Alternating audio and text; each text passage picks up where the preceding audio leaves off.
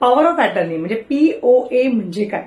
तर power of attorney म्हणजे एखाद्या व्यक्तीने, मग तो प्रिन्सिपल म्हणता येईल किंवा मूळ मालक म्हणता येईल, त्याने दुसऱ्या विश्वासू व्यक्तीला म्हणजे एखादा एजंट अपॉइंट करून किंवा अटर्नी होल्डरला आपल्या वतीने काहीतरी कायदेशीर किंवा आर्थिक किंवा मालमत्तेशी संबंधित काम करण्याचा दिलेला एक अधिकृत अधिकार म्हणजे पॉवर ऑफ अटर्नी.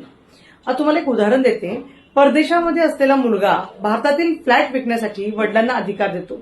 आता वृद्ध व्यक्ती बँकेचे व्यवहार मुलाला करण्यासाठी POA देतात म्हणजे पॉवर ऑफ अटर्नी देतात. आता या पॉवर ऑफ अटर्नीचे प्रकार कुठले कुठले? तर general power of attorney GPA यामध्ये मोठ्या प्रमाणामध्ये अधिकार दिले जातात. उदाहरणार्थ बँकेचे व्यवहार आहेत, मालमत्ता व्यवस्थापन आहे, भाडे गोळा करणे आहे, कोर्टात उपस्थित राहणे आहे, दस्तऐवजांवर सही करणं देखील आहे. आता या GPA मध्ये अधिकार खूप व्यापक असतात, त्यामुळे चुकीचा वापर होण्याची शक्यता देखील जास्त असते. पण दुसरा एक प्रकार आहे तो म्हणजे स्पेशल किंवा स्पेसिफिक पॉवर ऑफ अटर्नी, त्याला SPA म्हणतो. विशिष्ट एका कामासाठी दिलेला अधिकार. उदाहरण द्यायचं झालं तर फक्त एक फ्लॅट विकायचा आहे, फक्त रजिस्ट्रेशन करायचं आहे, फक्त कोर्टाची केस लढायची आहे, काम पूर्ण झाल्यावर हा POA संपुष्टात येतो. आता हा POA कोण देऊ शकतो? 18 वर्षापेक्षा जास्त वयाची मानसिकदृष्ट्या सक्षम अशी व्यक्ती POA कुणाला देता येतो? नातेवाईक असतील, मित्रमंडळी असतील, वकील असेल, एखादी विश्वासू व्यक्ती असेल, ज्याला पूर्ण विश्वास नसलेल्या व्यक्तीला POA देणे धोकादायक ठरू शकतं. आता हा POA कसा तयार करतात? एखाद्या वकिलामार्फत मसुदा तयार केला जातो, स्टॅम्प ड्युटी भरली जाते, सब रजिस्ट्रार कार्यालयामध्ये रजिस्ट्रेशन केलं जातं, फोटो, सही, अंगठा, साक्षीदार घेतले जातात. कोणते कागदपत्र लागतात?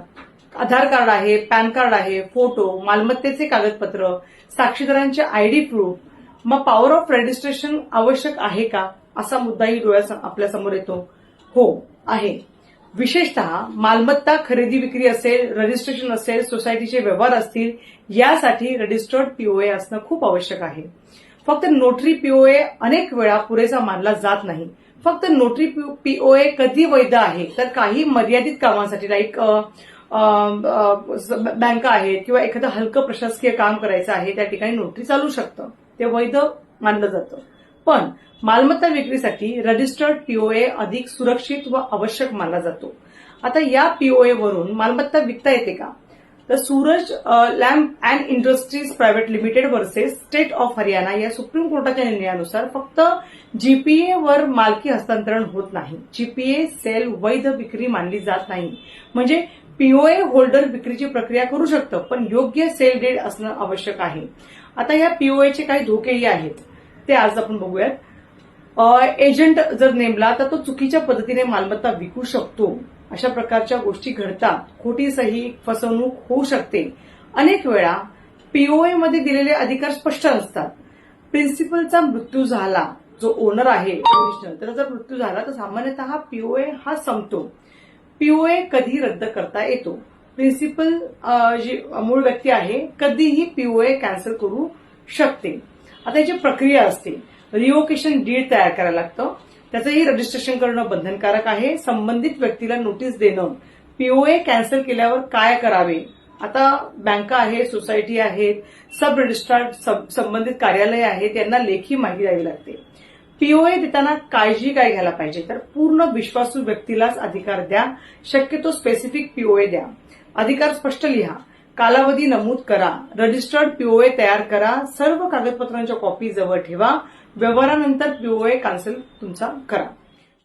आता परदेशातून POA कसा करतात? येणाऱ्या व्यक्ती असेल, भारतीय दूतावासामध्ये POA साईन करून, अटेस्टेशन करून भारतामध्ये पाठवू शकतो आणि भारतात ऍडज्युडिकेशन करून मग तो वापरला जातो.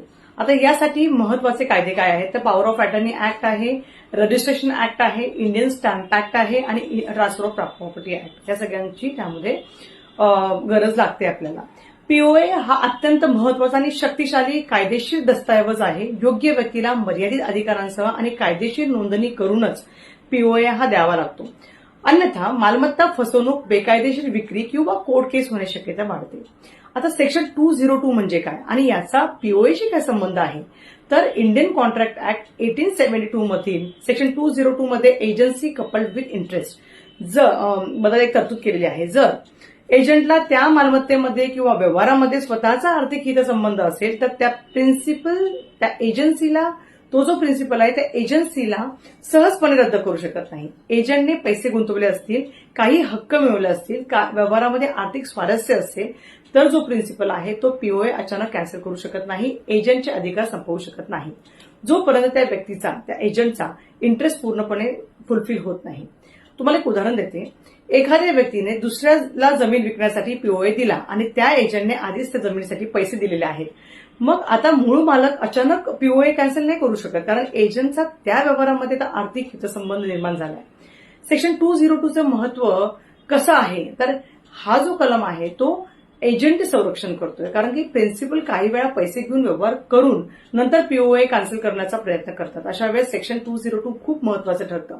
इंटरेस्ट म्हणजे काय? इंटरेस्ट म्हणजे आर्थिक हितसंबंध, आर्थिक हक्क, मालमत्तेवरील फायदा, गुंतवलेले पैसे, व्यवहारातून मिळणारा लाभ. फक्त साधा अधिकार दिला म्हणून सेक्शन 202 लागू होत नाही. सेक्शन 202 लागू होण्यासाठी काही अटी त्यांची फुलफिलमेंट होणं फार गरजेचं असतं. आता व्हॅलिड एजन्सी आवश्यक असते. पीओए किंवा एजन्सी कायदेशीर असायला पाहिजे. एजंटला इंटरेस्ट असणं खूप गरजेचं आहे. फक्त काम करण्याचा अधिकार पुरेसा नाहीये. इंटरेस्ट हा एजन्सीच्या सब्जेक्ट मॅटर असलेला पाहिजे. उदाहरणार्थ जमीन आहे, फ्लॅट आहे, पैसे, व्यवहार, ह्या सगळ्या गोष्टी येतात त्याच्यामध्ये.